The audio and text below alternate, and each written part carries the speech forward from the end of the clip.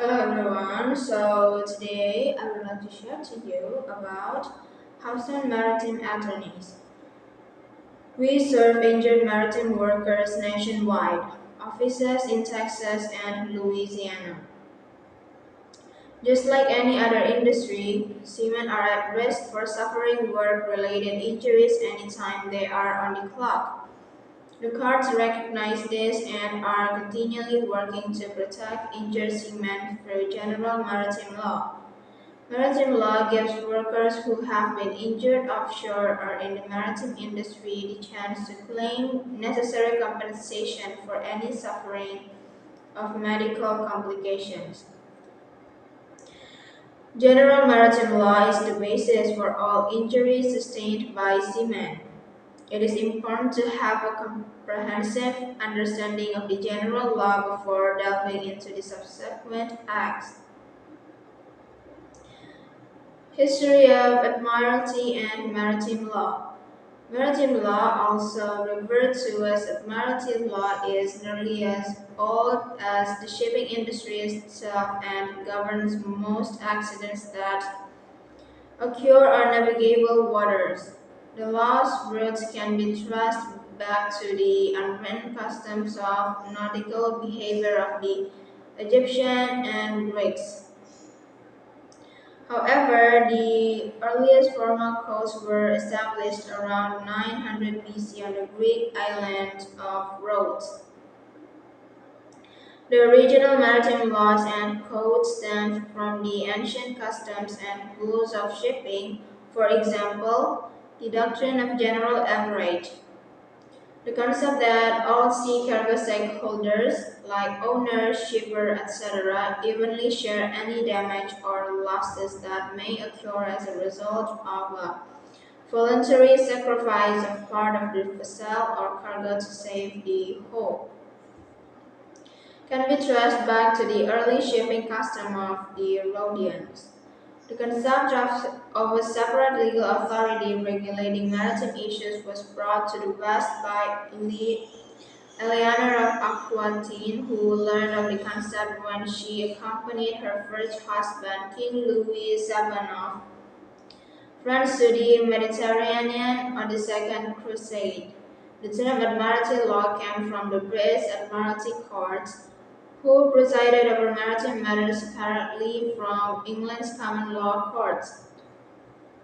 As the U.S. judicial system is based on the British system, amended admiralty laws were gradually incorporated into our legal system soon after the Constitution was ratified. Though still based on industry standards and customs, maritime law is largely found in the U.S.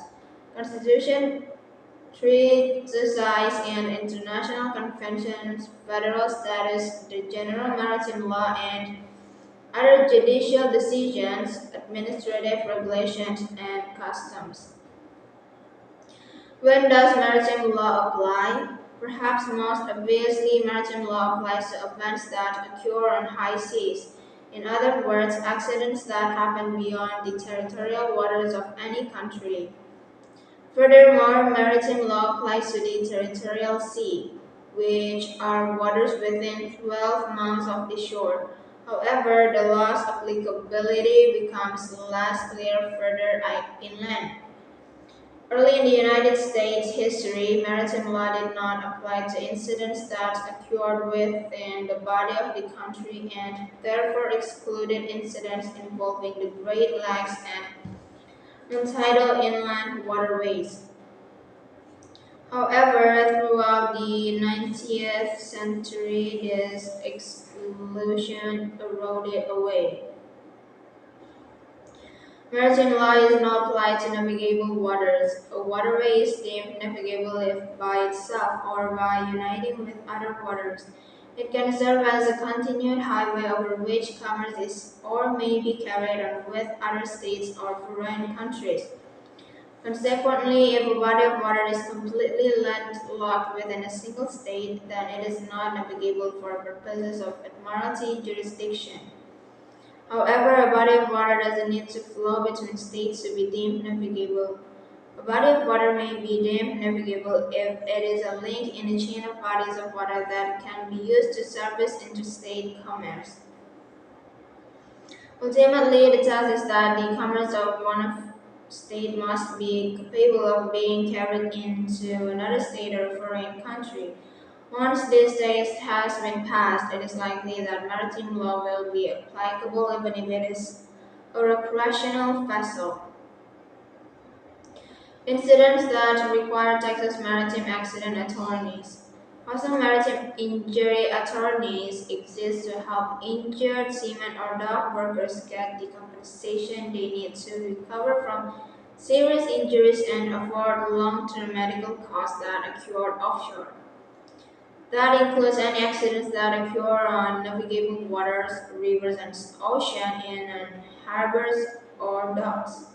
Our maritime lawyers have represented clients who were injured in jack-up accidents, tugboat and barge accidents, dock accidents, commercial fishing accidents, falls overboard, cargo ship accidents, dredge accidents, oil platform accidents, shipyard accident, and the last one is cruise ship accidents.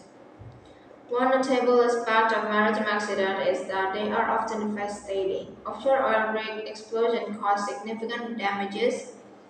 Vessel collisions are frequently catastrophic, and oil platforms can unfairly change the lives of workers. Maritime lawyers fight to help workers recover the compensation they deserve, whether they are suffering after a major explosion or have injuries caused by unsafe working conditions. Our maritime attorneys represented more key members of the Deepwater Horizon and the Elvira than any other law firm. We not only understand maritime law but the practices and culture of maritime employers. Speak with us to discuss your case so we can go over your legal and financial options. The basics of maritime law. Maritime law is derived from many sources. Federal status and general maritime law being two of the most prominent. These sources provide some of the maritime doctrines that are commonly used in cases involving vessels and their passengers and crew. Maritime law sets forth many of the basic legal tenets associated with the sea and seamen, including seamen's rights to maintenance and cure. Maintenance and cure are benefits that are injured seamen receive from an employer during the course of recovery. Maintenance includes such expenses as the seaman's rent or mortgage, utilities, property taxes, homeowners insurance, and food.